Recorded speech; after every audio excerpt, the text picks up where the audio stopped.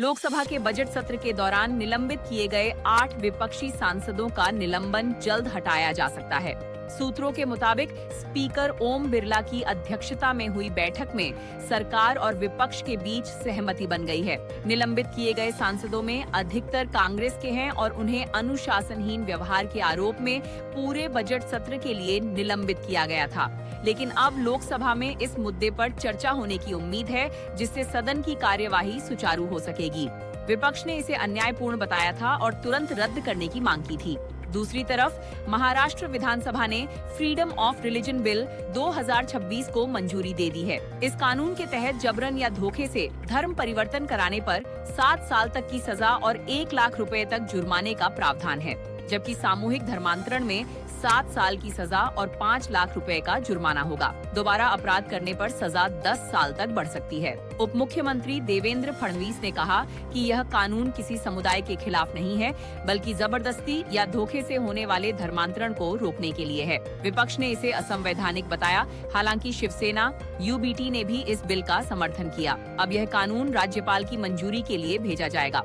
वहीं केरला से दुखद खबर सामने आई है, जहां केरल के तिरुवनंतपुरम स्थित कोवड़ियार पैलेस में चोरी की बड़ी घटना सामने आई है। ट्रावनकोर राजघराने की सदस्य अस्वथी थिरुनल गौरी लक्ष्मीबाई के आभूषण चोरी हो गए हैं। पुलिस के अनुसार चोरी अक्टूबर-नवंबर 2025 के बीच हुई, लेकिन हाल ही में पता चला। गायब हुए सोने के आभूषणों का वजन 30 सॉवरेन से ज्यादा है और इनकी कीमत करीब 2 करोड़ रुपए बताई जा रही है। पुलिस का शक है कि चोरी महल से परिचित लोगों ने की। जांच में सीसीटीवी और सोशल मीडिया पर वायरल वीडियो की मदद ली जा रही है। वहीं अगर दूसरी खबर की बात करें तो नेपाल में हुए बस हादसे में मारे गए तमिलनाडु के 7 तीर्थयात्रियों के शव 17 मार्च को दिल्ली लाए गए हैं। केंद्रीय मंत्री एल मुरुगन ने बताया कि पोलाची और देवकोट्टई के ये यात्री मनकामना मंदिर की यात्रा पर गए थे, जहां बस 150 फीट गहरी खाई में गिर गई। हादसे में 7 लोग घायल भी हुए। तमिलनाडु सरकार ने एनआरटीएम विभाग के जरिए शवों को वापस लाने की व्यवस्था की है। वहीं इस घटना के बाद परिवारों में शोक का माहौल है और राज्य सरकार ने मुआवजे का ऐलान किया है।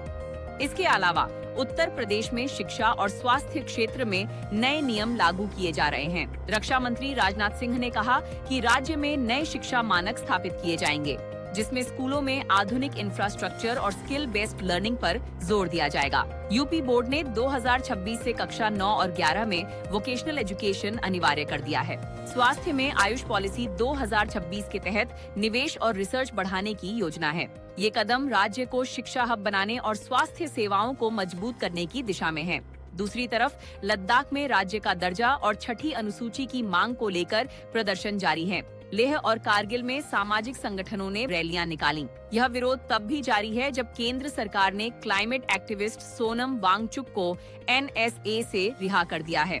लेह एपेक्स बॉडी और कारगिल डेमोक्रेटिक अलायंस ने कहा कि केंद्र सरकार इस मुद्दे पर फैसला लेने में देरी कर रही है। प्रदर्शनकारी राज्य का दर्जा, 6ठी अनुसूची के तहत संरक्षण, स्थानीय लोगों के लिए नौकरी में आरक्षण और लद्दाख पब्लिक सर्विस कमीशन बनाने की मांग कर रहे हैं। 2020 से चल रही ये मांगे अब और तेज हो गई हैं।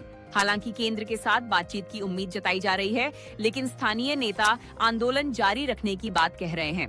यह मुद्दा क्षेत्रीय विकास और संवैधानिक सुरक्षा से जुड़ा हुआ है।